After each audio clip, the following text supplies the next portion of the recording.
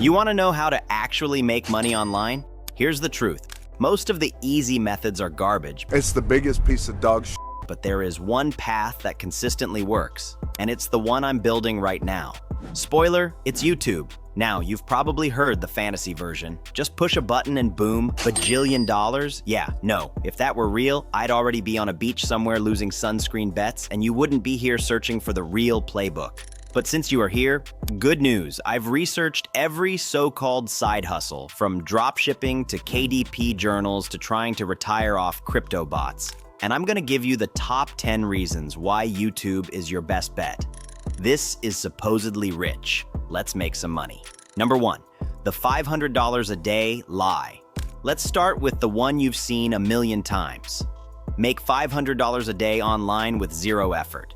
These videos make it look like you just press start on some AI bot, take a nap, and wake up to stacks of cash. If that sounds like fantasy, that's because it is. Here's the reality check. The internet is full of side hustles, and yeah, some people do make $500 a day. But what you don't see is the months, sometimes years, of trial, error, and straight-up failure that went into getting there. The gurus skip that part because it doesn't sell courses. If you're banking on quick cash, here's what happens. You burn out, you quit, and you start chasing the next shiny, guaranteed passive income trick. Guess what? It's not passive, it's not guaranteed, and it sure as hell isn't easy.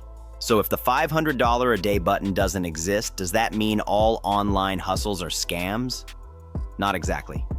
Number 2, every hustle works. Sort of. Here's the part nobody admits. Almost every online hustle can work. Dropshipping? Sure. Freelance design? Yep. Affiliate links, Amazon KDP, print on demand, all of them have people cashing checks right now. But here's the catch. Every single one has a brutal learning curve and a cost. Time, money, sanity. Pick your poison. You might spend months mastering Facebook ads only to realize you hate running ads. Or you might launch an Etsy template shop and discover you don't actually enjoy cranking out designs nonstop. The issue isn't, does this hustle work? It's, does this hustle work for you? And most people never ask that question. They just see the highlight reel and jump in blind. Take it from me. Before this channel, I researched everything. I tried pieces of some of these hustles, and yeah, technically they all function. But what I found was that most of them aren't worth the grind unless you're obsessed, which leads to the real danger, the trap almost everyone falls into before they ever find something that sticks. Number 3, the jungle of shiny objects. If the online hustle world is a jungle, then shiny object syndrome is the quicksand. It's when you bounce from one side hustle to the next, convinced that the next one is the big winner. One week it's dropshipping cat mugs, the next it's crypto spreadsheets, and by Friday you're convinced you'll retire off AI TikTok videos about cutting glass fruit. Sound familiar? Yeah, been there. Here's why it kills your progress. Every business model takes time to build momentum, but if you keep restarting from scratch, you never give any of them the oxygen to breathe. You're basically digging 100 shallow holes instead of one deep one that actually hits gold. And this isn't just theory, I've lived it. Before I went all in on YouTube, I was tempted to try everything. But I realized that chasing every new hustle meant I'd just be spinning plates until one smacked me in the face. So how do you avoid the jungle of shiny objects? Simple. You pick the one hustle with the best upside. And after all my research, there's only one clear winner. Number 4, why YouTube beats them all. All right, let's cut to the chase. After picking apart every online hustle, one platform towers over the rest. YouTube. Why? Because unlike most hustles where you're basically trading time for money, YouTube lets you build something that compounds. Here's the breakdown. Advertisers pay more on YouTube than almost anywhere else. It's not just pennies from TikTok views. YouTube CPMs and RPMs, that's cost per thousand and revenue per thousand views, can swing anywhere from $2 in low niches to $20 plus in high-value ones. Do the math. One video with 100K views could bring in anywhere from a few $100 to a couple grand. And that video doesn't disappear after a week. It keeps earning. Compare that to dropshipping. You shut off your ads, boom, sales vanish. But YouTube? That old video you posted 6 months ago can suddenly get picked up by the algorithm and start feeding you money while you're walking the dog. And here's the kicker. I'm doing it right now with supposedly rich. This channel isn't some hypothetical blueprint, it's the experiment we're running in real time. But before you run off to get that channel started, let me hit you with the reality check. Number 5, the grind nobody talks about. Every YouTube millionaire story conveniently leaves out the ugly middle part. You know, the endless nights scripting, recording, editing, and uploading videos that get a whole 50 views, maybe, and most of those are your mom refreshing the page. Here's the truth. YouTube is a grind. It's not passive. It's not set it and forget it. Every video takes thought, energy, and time. And unless you're outsourcing like a mad scientist, you're juggling a half dozen skills at once: writer, editor, thumbnail designer, SEO nerd, performer. That's why I laugh whenever I hear someone say passive YouTube income. Passive my ass. At least not in the beginning. It's sweat equity. But here's the part the gurus don't hype. Once you build the library, once you survive the grind, YouTube actually can become passive. Your back catalog keeps pulling views and dollars while you work on the next thing. Take it from me, I've already outsourced editing because I realized that if I didn't, I'd drown in the grind. Shout out to my editor. You're keeping this ship afloat. That's the kind of move you'll eventually have to make if you want to scale. So yeah, YouTube is brutal up front, but ask yourself this.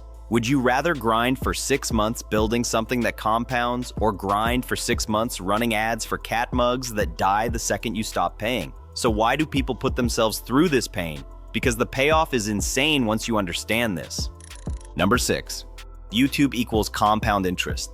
Think of YouTube like a bank account, but instead of money, you're depositing videos. Each video you post is like buying a little piece of digital real estate. Some plots are duds, some are modest rentals, and every now and then, one turns into a skyscraper that pays you forever. This is the compound interest of content. The more videos you post, the more chances you give yourself for one to blow up. And unlike TikTok or Instagram, where posts die in a day, YouTube videos can live for years. And here's the wild part. Once a video starts gaining traction, YouTube itself starts feeding it to new audiences.